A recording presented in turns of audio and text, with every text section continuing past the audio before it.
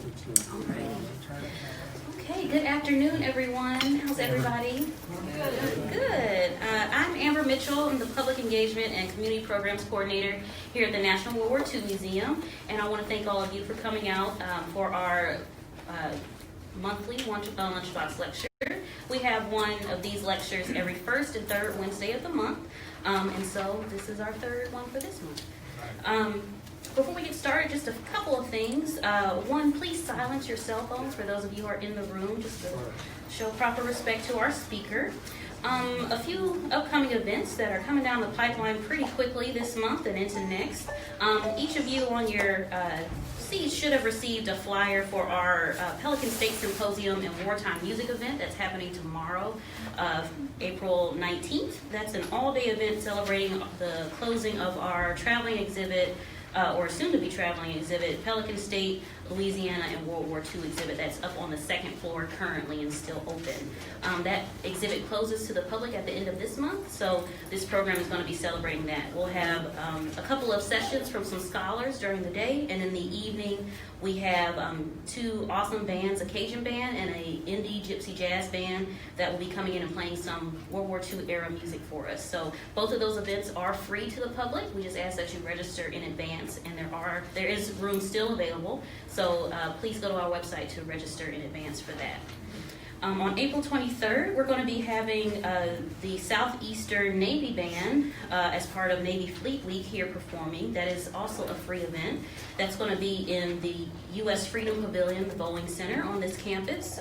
Their performance is from 2 to 3:30 on Monday the 23rd, so please come on back out for that.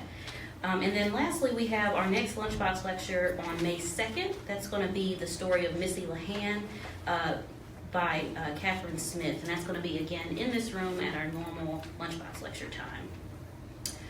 So today's presentation is streaming live on Facebook and will be available for viewing in its entirety on the museum's Facebook page and then later via other museum channels. So feel free to share this live stream with all of your friends who may be interested, and those of you who are joining us this afternoon, please offer questions to our speaker via the comment section below the video. So now that all the housekeeping is out the way, let me introduce today's speaker. Dr. Jeremy Maxwell is the Defense POW MIA Accounting Agency, or DPAA, postdoctoral fellow of the Dale Center for the Study of War and Society at the University of Southern Mississippi up in Hattiesburg. Dr. Maxwell researches 20th century U.S. military history, social and political history, and the history of race and ethnicity. He received his PhD in history from Queen's University in Belfast, Ireland in 2016, and he also holds a master's in history from Ball State University in Indiana. His first book, Brotherhood in Combat, How African Americans Found Equality in Korea and Vietnam, was just recently published, in the last month with Oklahoma University Press. So please join me in welcoming Dr. Jeremy Maxwell. Thank you very much for having me. Can you hear me? So as Amber said, I generally research social aspects of war and I work at USM right now. My focus of this presentation is going to be on Montford Point, which is the segregated Marine training camp during World War II. But I'm going to do a little background. So if it's okay with you, I'm just going to fly through a bit of history first, then do a story on Montford Point, and then talk about what kind of questions or what kind of other avenues of research it opens up, and then I'll just take whatever questions you may have. So to study race in the U.S. military, we have to identify what civil-military relations means in the American concept. So the broad-based definition is the relationship between civil society as a whole and the military organizations established to protect it, right? Now, the American military specifically was founded on the principle of the citizen soldier. And you see the first quote up here by George Washington: "It may be laid down as a primary position and the basis of our system that every citizen who enjoys the protection of a free government owes not only a proportion of his property, but even his personal services to the defense of it." So you see these wedded themes very early on in our history.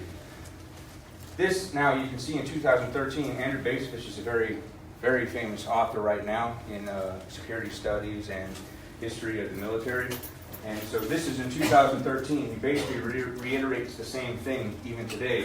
In the realm of civil and military relations, national defense qualifies as a collective responsibility. According to this principle, citizenship and military service are inextricably linked, right?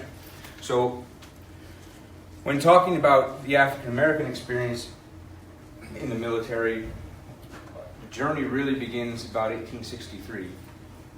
African American civil rights leaders are very keenly aware of these principles of citizenship and service. And that becomes the platform that they use to launch their struggle for civil rights within the military as a pretext to civil rights in civilian society. And this all begins, as I said, 1863 with Frederick Douglass. Once let the black man get upon his person the brass letters U.S., let him get an eagle on his button, bullets in his pocket, and there is no power on earth which can deny that he has earned the right to citizenship in the United States.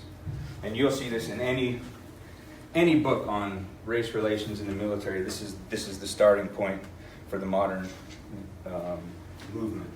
So it's a two-phase plan which begins with gaining entry into the service, right? Because African Americans have to get significant numbers in the service to then show or prove this right to citizenship. So that's securing combat. So you'll see books titled The Right to Fight or Fighting for the Right to Fight. So this is the whole principle, gaining significant numbers in. So for the latter half of the 19th century, that is the goal, is gaining more billets in the services. Second step is fighting segregation, and that's where our story is going to begin today. But if we start our kind of historical background, if we push forward to World War I, we see a very big importance on National Guard units. And the reason why that is because National Guard units depend on what? State funds, right? So it's a tacit agreement or a tacit understanding by a state that they're willing to support African American troops. So that's a big push for the African American civil rights leadership, is to get in these National Guards units. And most people have heard about the famed 369th Harlem Hellfighters, or Rattlers as they called themselves, in France. And this is when more numbers have been successfully gained in the military, but we must remember that it is still very much segregated, and that the military leadership wants it to remain as such. They have no inclination of desegregation at this point in time. But this is the point where the civil rights leadership sees segregation as the next viable step in gaining equality within the military.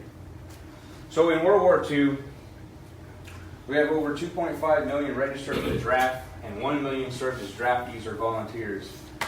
Now, this is going to be very important to our story, Executive Order 8802, but I'm going to come back to that. It essentially prohibited discrimination in industries related to the government. So what that means is the Navy and Marine Corps starts enlisting African Americans. There's a 10% quota on enlistments for African Americans at this point in time. So it was roughly 10%, the African American population in the U.S. at the time, so 10% cap on their enlistment in services. The most famous, I should say the biggest improvement during this period is Eisenhower's 5th platoons at the Battle of the Bulge in the Army, because what they start doing is they integrate at the company level. So 5th platoon, meaning there's normally 4 platoons in a company, so they added on a black platoon, called it the 5th platoon. So we're not completely segregated yet, integrated yet, but making more roads into it. And that spurns most of the reports, Army Research Branch after World War II, that basically leads the process towards integration in the military. So that's just kind of a small background on the trajectory of thinking of African American civil rights leaders towards the military and the military hierarchy in terms of fighting integration until it becomes needed. So Montford Point, I'm just going to tell a little story now about Montford Point, and then we'll discuss the applications of it, not only in terms of World War II, but for future battles and future engagements that the U.S. has been in since. Okay? So on June 25th, 1941, President Franklin Delano Roosevelt issued Executive Order 8802, reaffirming it is the policy of the United States that there should be no discrimination in the employment of workers in defense industries or government because of race, creed, color, or national origin. And I do hereby declare that it is the duty of employers and labor organizations to provide for the full and equitable participation of all workers in defense industries. Executive Order 8802 represented the greatest step at that time enacted by the government towards military and defense-related employment. It forbade discrimination in industries holding government contracts for war production, and more importantly, the military. While the Army had a history of enlisting African Americans, the Navy did not. As a result of Executive Order 8802, the Navy, Coast Guard, and Marine Corps would begin accepting blacks for enlistment for general service in active duty and reserve components. On May 20th, 1942,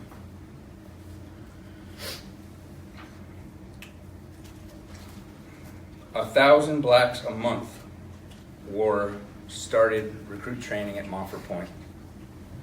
And a complete battalion of 900 blacks would be formed by the Marine Corps for their initial showing, their initial proof that this experiment, if you want to call it, would work. The announcement came as a result of the Fair Employment Practices Commission policy that all departments of the government, including the armed forces, shall lead the way in erasing discrimination.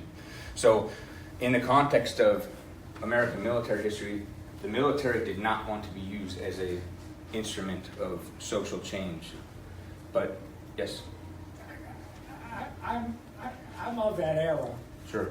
I joined the Navy in 1954, went to the Naval Academy, and then served for 20 years. And I'm afraid I'd say it may be a bit aggressive and egregious to say the Navy did not want. I mean, we took in my class at the Naval Academy 4 or 5 well-qualified young men who graduated. One retired as a vice president, my close buddy who I knocked out boxing, as a freshman, or a plebe. And Lou Adams came out of New York City. He went to their public school, but the best one, what is it, Einstein Academy or something? And he retired also as a vice president of IBM. These guys, they were treated, the Navy wanted them. Yeah. They wanted qualified ones. They wanted ones that could do the work that they were signed up to do. Right. Now you can't get mad at us for that. No, and nobody's getting mad. I did not. I'm from New Orleans, and all I thought was New Orleans and Mississippi. I'd never been anywhere else. Sure. But I was astounded by the change, and I felt very accepting of it personally. And I never heard a word in 24 years of service, 7 of which directly for the 4-star Admiral, Commander-in-Chief of the Atlantic Fleet, that they didn't want. They wanted qualified, good, qualified people. What year was that? Society was not delivering large numbers. They took everyone they could get who could do the job. And certainly those who were not selected might have said, oh, they were prejudiced. Sure. But that was not the case. And I'm sorry I had to say that. But What year was that you went in, sir?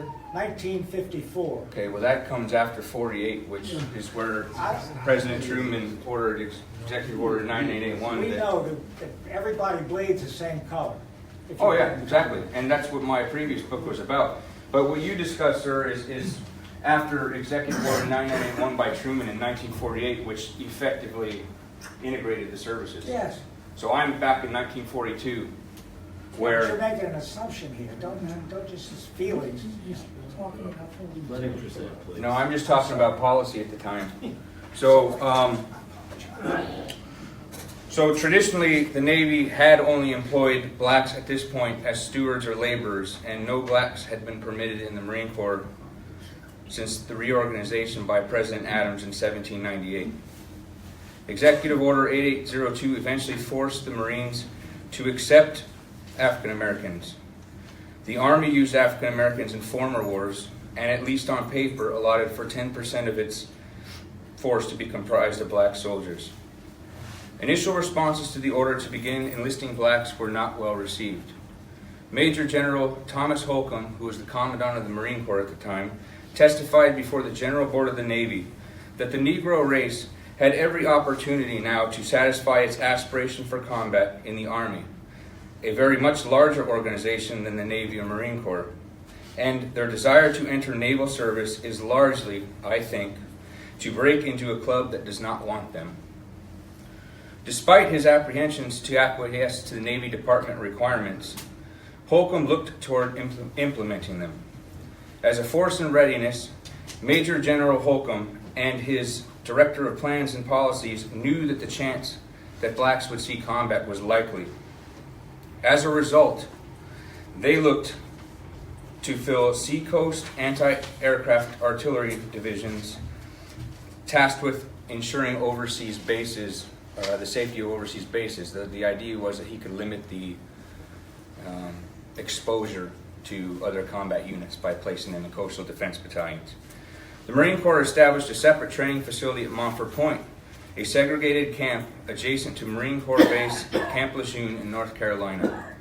From 1942 to 1949, the program at Montford Point trained little over 19,000 black Marines and facilitated a more widespread move towards integration throughout the Corps. The success of Montford Point was a result of strong interest by high-caliber African-American recruits, learning from earlier experiences that the Army had with integration, a sensitive staff, and a force size that facilitated swifter change. African Americans were elated with the opportunity to join the Marine Corps. Despite being the last service to allow African American participation, blacks rushed to volunteer with the hopes that they would be able to fight for their country, display their patriotism, and show that they were equally as tough as white Marines. Edgar R. Huff, later a sergeant major of the Marine Corps, stated he wanted to be a Marine because he heard it was the toughest outfit going, and he wanted to be part of the toughest organization. William Vann joined the Marines because the other services had reached their quotas, and the Marines really needed people. He was excited about the opportunity to travel the world. Henry Johnson joined because of the love of the Marine uniform. As a musician at heart, the spectacle of the Marine band performing in their dress blues was an attractive lure. Countless other interviews from the men who reported for recruit training at Montford Point tell of similar experiences. While many joined for personal desires, for excitement, others knew that it was yet another opportunity to change the prejudiced attitudes of the white military establishment and make further progress on securing equality for African Americans. Others still saw the Marines as a viable employment opportunity when there were very few in the civilian sector. Many of the initial recruits at Montford Point were of superior intellect. Several had a Master of Arts degree. One was a deputy assistant state attorney, and another a college dean. There was a Golden Gloves light heavyweight champion, a newspaper publisher, and many others held a bachelor's degree. Over 75% of those who enlisted in the Marine Corps during this time had some college education. Members of the 51st Composite Defense Battalion, which was the first group organized at Montford Point, established a high record of intelligence on the Army classification tests, which dispelled the myths by the leaders in the military at the time that African Americans did not possess the mental capability to enter the service. Gilman Brooks had completed 2 years of studies at Los Angeles City College when he decided to join the Marines to fulfill his patriotic duty. While highlighting many of the same reasons for joining as his fellow recruits, he spoke to yet another concern. He was raised in the military at Fort Huachuca, Arizona, where his father was stationed with the 92nd Division. He claimed to always have an affinity for the service, but was disheartened by the impersonal atmosphere of the Army due to its size. It's its massive size. He felt that he couldn't not find any anonymity, but not a place for himself. Brooks' feeling towards force size are interesting, suggesting that African Americans had learned from prior experiences the Army had in implementing training programs for African Americans. The Marine Corps, as a smaller force, could have one training center rather than several segregated installations, and a dedicated staff to ensuring the success of the program. When contemplating where African Americans would be trained and later billeted, the Marines also drew upon the earlier experiences of the Army. From those experiences, they highlighted a few key points. That successful units were commanded by excellent to superior white officers who were firm but sympathetic and who thoroughly knew the individual racial characteristics and temperaments of their recruits. These officers, once assigned, were not changed. That successful organizations have had colored non-commissioned officers, and that exigencies of the service permitting, blacks should be grouped and assigned to the type of duty they prefer. So that was the Army model that the Marines implemented at Montford Point.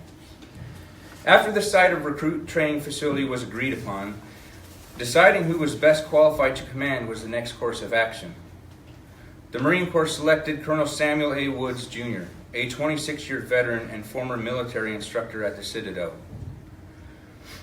Woods was a native South Carolinian, which, according to the general thinking of the time in the higher echelon of the military, gave him the background required to understand the temperaments and the habits of African Americans. His background in training, however, and a well-rounded service record throughout the world and with the fleet spoke more to his abilities as an instructor at a training battalion or as a commanding officer at a training battalion.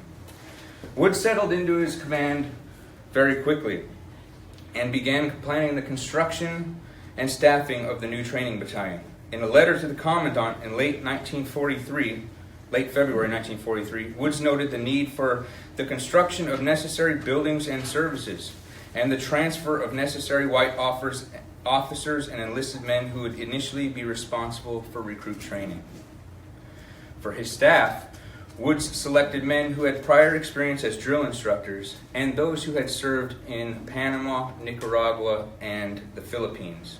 Again, because this was believed to give them experience to work with African American soldiers. Given the lack of infrastructure, Woods recommended delaying the transfer of Depot Company No. 1, which comprised the first 110 black enlisted personnel. The recruit training grounds were operational on an old Civilian Conservation Corps site. However, the remaining facilities for job training were not. As a result, recruits were housed in tents on the rifle range, and the training of certain job specialties was not conducted until after the depot had been constructed.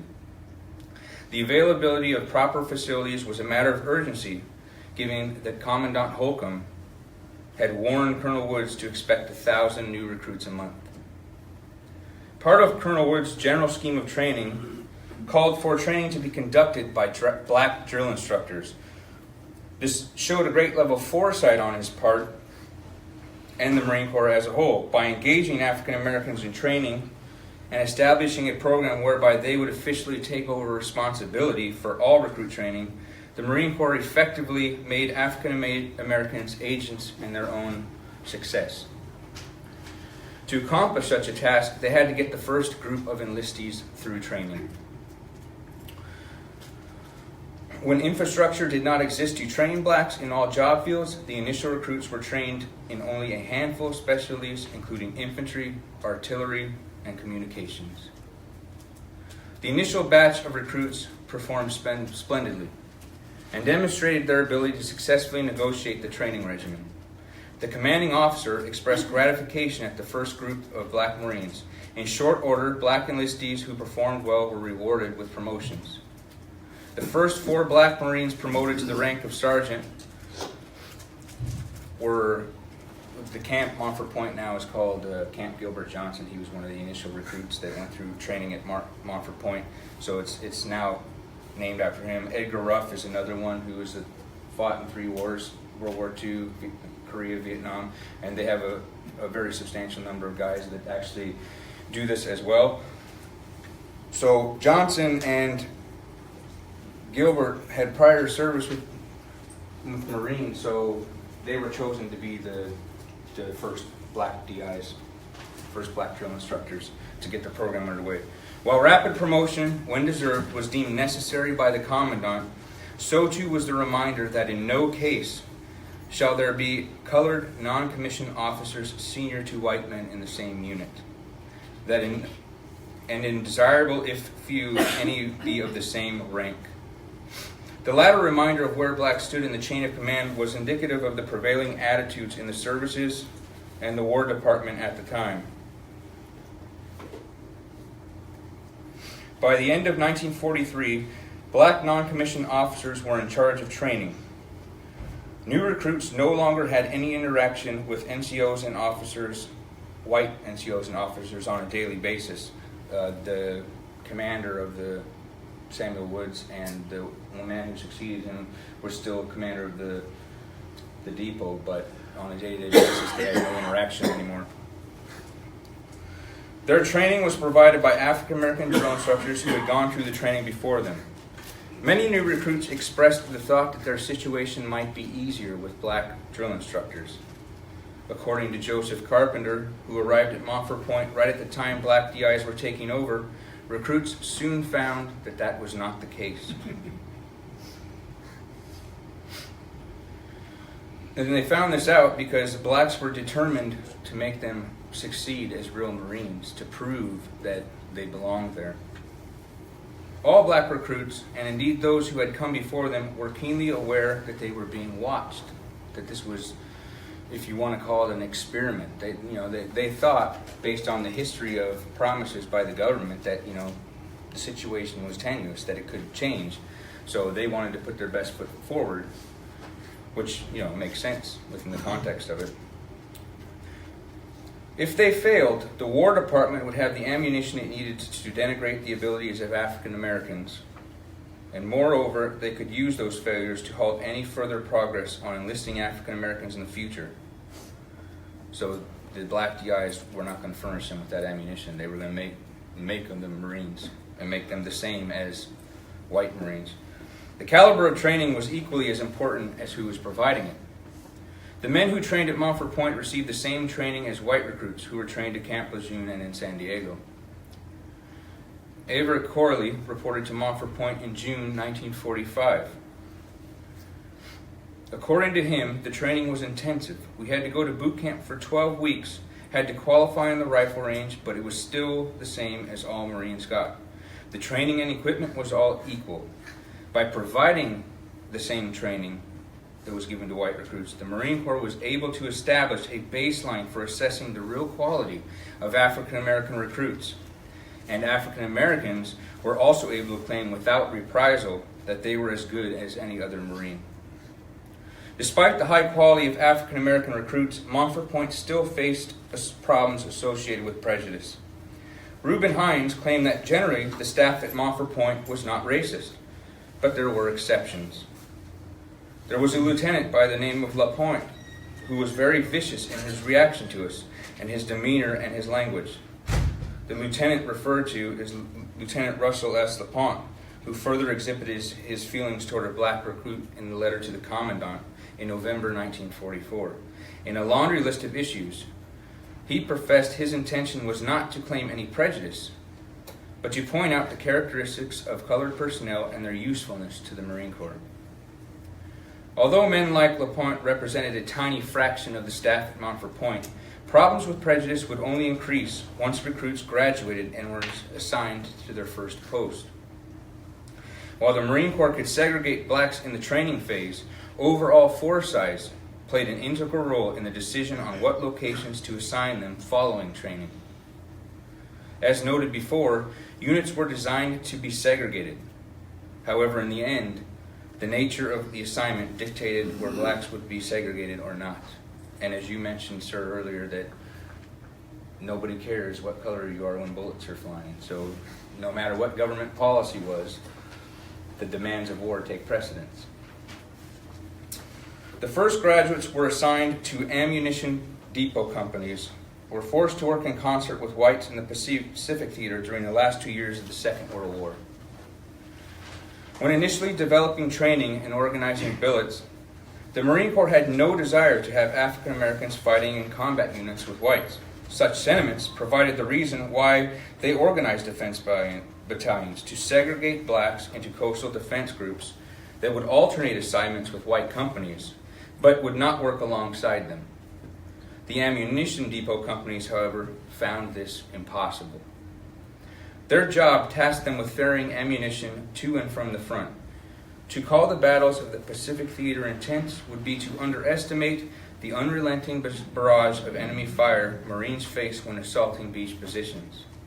In this atmosphere of chaos, with landing units experiencing mounting casualties, African Americans assigned to ammunition depot companies frequently found themselves in the thick of the fighting. Many not only supplied ammunition, but rushed into the fight, providing support and helping their white brethren in arms. On the beaches of Saipan, black Marines were dubbed Black Angels by the white Marines they saved, or that they helped fight off the enemy. Similar engagements occurred throughout the U.S.'s island hopping campaign to retake the Pacific. Gilman Brooks, who served with the 8th Ammunition Depot Company on Iowa Jima, recounted similar experiences. There, black and white soldiers and Marines fought and stood together in awe as the U.S. flag was raised atop Mount Suribachi. In the wake of World War II, so what we get here is Montford Point was in existence from 1942 to 1949. So in the wake of World War II, the Marine Corps was threatened with, its existence was threatened because the Army thought under George C. Marshall at the time that the Marines weren't necessary because the Army could do those jobs. So what in this era of uneasiness, I should say, by the Marine Corps, the Korean War starts in 1950, and Montford Point was so successful that by 1948 they deemed it a success and integrated all recruit training in the Marine Corps. So while we talked about it at the beginning, whereas the Army had been at least attempting to deal with the issues of integration and segregated units prior to World War II, the Marine Corps only started during World War II, and by the time of the Korean War, they went over as an integrated force, whereas the Army still took, so the Navy and Marine Corps were integrated forces, the Army still took their all-black units to Korea, and it would take until 1954 for that to completely be dealt away with, where all units at that time in the Far East Theater were integrated, and then that transferred to European Command and then back to the U.S. And that's generally how Montford Point fits into this idea of facilitating integration in the U.S. military. And as you said, sir, 1954, roughly everybody was okay. They were used to. 1954 is about the time when all those units were integrated. That it also predates. I do recall, though, the class of 53, which were there when I was there, that there were several black leaders in the Sure. And they took special care of the kids, which was good. They spooned them. In other words, they didn't have to call them sir. Right. Told them what they were going to experience and all. But somebody in 1949 in the Naval Academy was admitting on an unsegregated basis. Oh, they were, and because by presidential order in 1948, they were supposed to, right? Well, they so did. you have the secretaries of the Army and the Navy. The Navy pretty much got on board, and they put their plan forward. That's all I know. Pretty much in line with the president's order. The Army drug its heels for a long time, and as you guys are World War II historians or buffs, the Marine Corps is Department of the Navy, so they have to do what the Department of the Navy says at this time, and the Coast Guard all fell into that. So Montford Point is important, or this whole experiment is important to the future study of social institution within the military for a number of reasons. Yes, it's important in terms of the racial struggles at the time, but it also is relevant in terms of the effective use of manpower, because as we were just basically getting to, that in Korea, they still had to work this out. They were letting now African Americans fight in more units, but they had to facilitate equality. They had to make some move towards equality. And it still predated 1954, the Brown v. Board of Education in civilian society. So the military, despite not wanting to be an instrument of social change, was indeed that prior to the same moves in civilian society. And later on, George C. Marshall, who was General of the Army at the time, said that his biggest mistake was the policies in World War II. So, I mean, there was marked change during this period. So it's applicable also to later studies if you look at these ideas of women in combat. So how do you facilitate new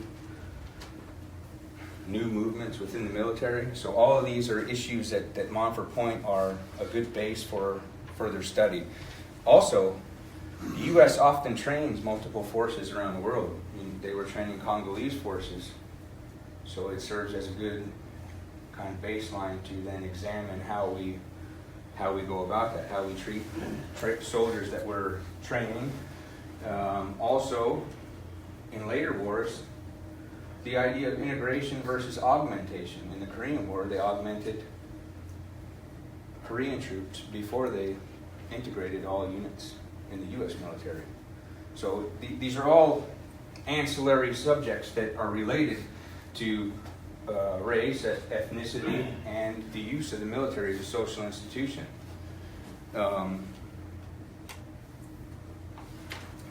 And more importantly, the first point that I stated, this idea of citizenship and service in the U.S. military. Because that pretty much takes us all the way up until the all-volunteer force after Vietnam. And even today, I would argue that, now I don't have empirical evidence for this, but I would argue that there's a very big veterans movement nowadays, and people are very appreciative of the U.S. military. But prior to the all-volunteer force, and particularly during World War II, the idea of citizenship and service were very tightly wedded.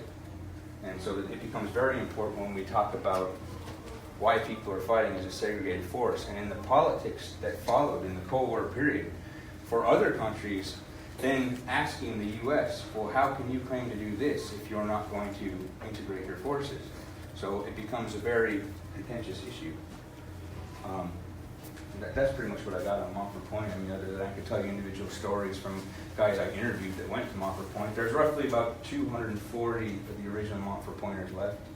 But what has come out of Montford Point is the Montford Point Marines Association, which it's a veterans organization, but they open it to all veterans. And their main goal now is just getting the history told, because you will still find Montford Point only told in roughly about maybe 3 pages in the work of the military in the period, because there's not one full-length analysis of Montford Point that's been published. What has been published is a recantation of interviews, which is fine, but nobody's actually provided an analysis of its importance within the military. So it's something that needs to be done, right? Anybody have any glaring questions that I didn't answer for them?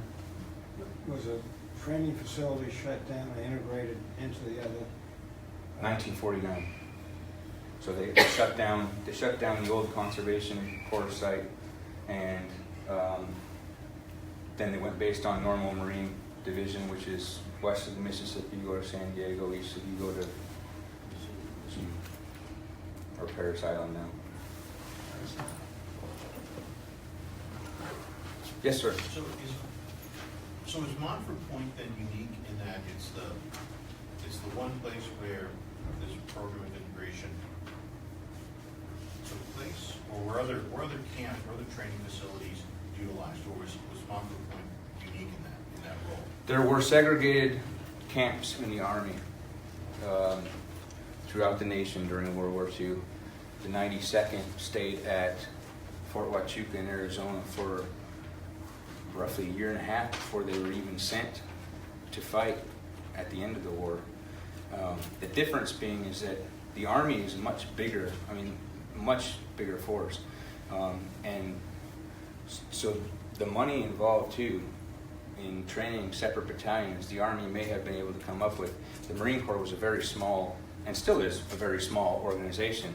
So even in terms of money, there's no efficacy in funding a separate training battalion when they're receiving the same training. There's nothing different about the actual training there. So the Marine Corps, based on the Army reports, at the end of World War II, they had studies done by the Army Research Branch that asked white officers and enlisted personnel that had fought in World War II how their experience was with fighting with African Americans, and that overwhelmingly suggested that, as you said, sir, who cares if they're going to protect it? They had no issue fighting beside anybody, whatever color they were. So anyway, the Marine Corps, like I said, in that post-World War II period, the whole military was being gutted by Lewis Johnson, the Secretary of Defense at the time. He stripped everything, and that's why we were in such a poor state when the Korean War started. The Marine Corps was very seriously on the chopping block. The only thing that saved them was the fact that they had integrated, but they organized the 1st Marine Division to go and volunteered to go specifically so they could save their place in the military establishment.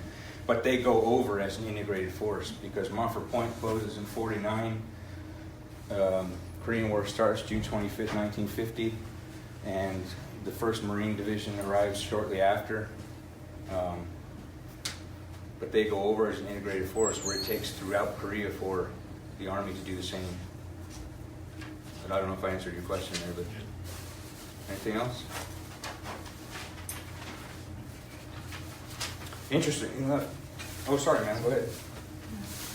Oh, interestingly enough, I interviewed one of the original Montford Pointers a couple weeks ago, and he overwhelmingly, everybody that I've interviewed to date has said that at no point when they signed up to go into the Marine Corps or they were enlisted in the Marine Corps did they tell them that it was actually a segregated camp.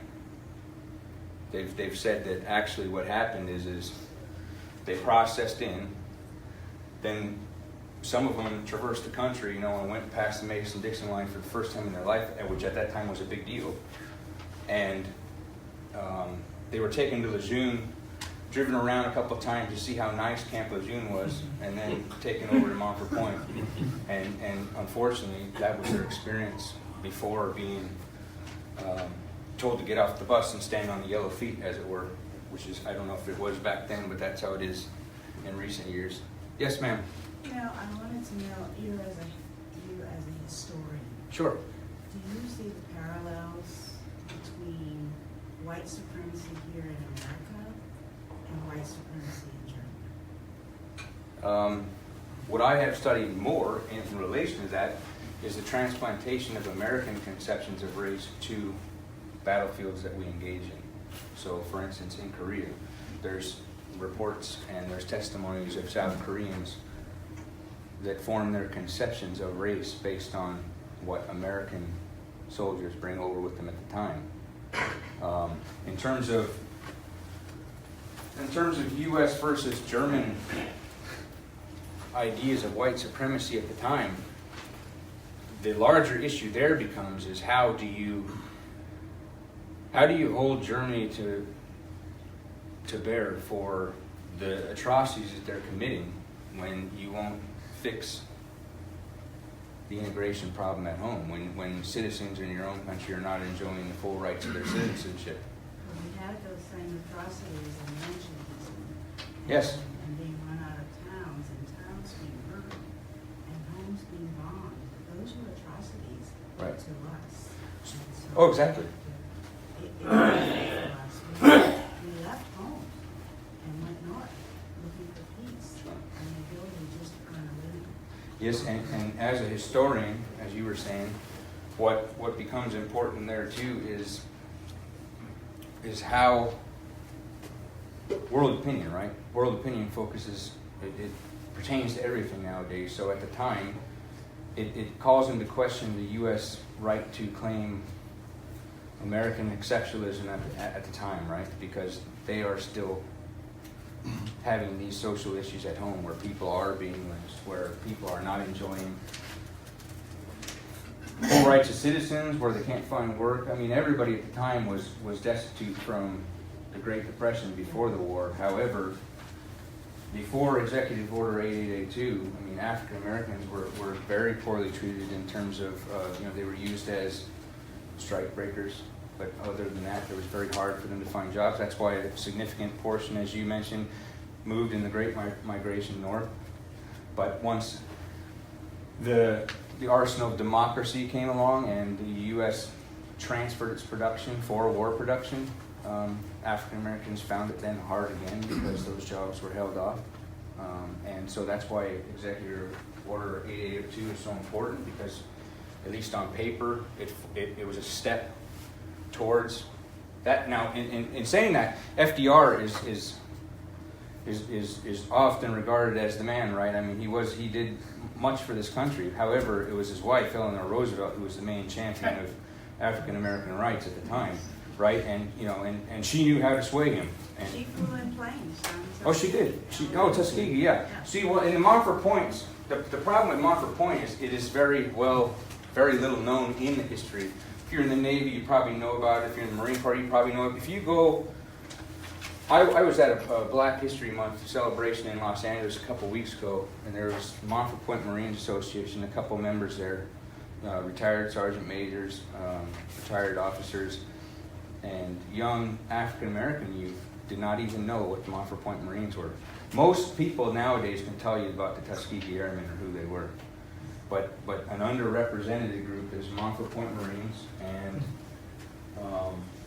somebody needs to do something about Well, that. I'm an old woman and I didn't know as much about it. Yes, sir. How close did the Marines come to being disbanded? Well, I think the problem is, as I was stating before, is Lewis Johnson was the Secretary of Defense at the close of World War II, and him and Truman both gutted the military in the wake of World War II. Now, then you had the Army, so you had George C. Marshall, and you had Eisenhower that didn't feel that,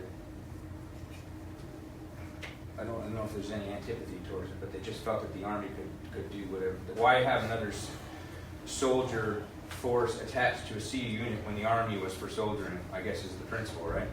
But anyway, in the scheme of budget cuts, the Marine Corps is a small force too, so if you're going to do away with parts in the defense budget, I mean, that's an easy route to take. Your former director here, Alan Millett, he wrote the definitive account so far, Semper Fidelis, on the history of the Marine Corps. His book is very good for what you're trying to get at, the actual closeness of the Marine Corps being on the chopping block. But I do know that because they volunteered and because they went to Korea very quickly after tensions arose, that was a saving point. Even the Navy treated, I was in a Marine squadron exchange pilot as a Navy pilot. But in the 50s, when I got my wings, even the Navy treated the Marine Corps as they got the dollar second. For instance, all of their fighters were always second run. Sure. I mean, You're talking about the Fleet yeah, Marines, the Navy would get the Air hot Wings? plane, and they'd give the Marine squadron the last generation plane. I mean, it was a curious marriage. Sure. But the reality is the Marine over and over again just proved themselves, and eventually they got equality in airplanes. Sure. But that didn't happen until maybe 65 or somewhere in there. I don't exactly know. But Louis Johnson gutted the CIA and he gutted the whole military establishment. Sure. And he left gaps in it. Like, you'd have all the bits you needed, but you wouldn't have enough bullets. I mean, Yeah. It was not a logical thing. It was a top-down cut. And when the government does that, things get missed. Well, and that's why they were severely hurt when Korea came around. And I will also note that the other important factor about these initial roughly 20,000 men that went to Montford Point, many of them served, I alluded to before, in World War II, Korea, and Vietnam. They remember the old guard of African Americans that had come through the military and seen it as a path to equality, seen it as their best mode at the time to have a decent life. Because, as you said, man, they weren't finding jobs.